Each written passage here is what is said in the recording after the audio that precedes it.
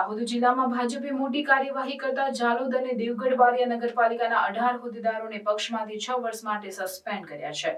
જિલ્લા ભાજપ પ્રમુખ શંકર અમલીયારે આ કાર્યવાહી કરી છે। આ તમામ નેતાઓએ નગરપાલિકાની ચૂંટણીમાં પક્ષ વિરોધી પ્રવૃત્તિઓ કરી હતી।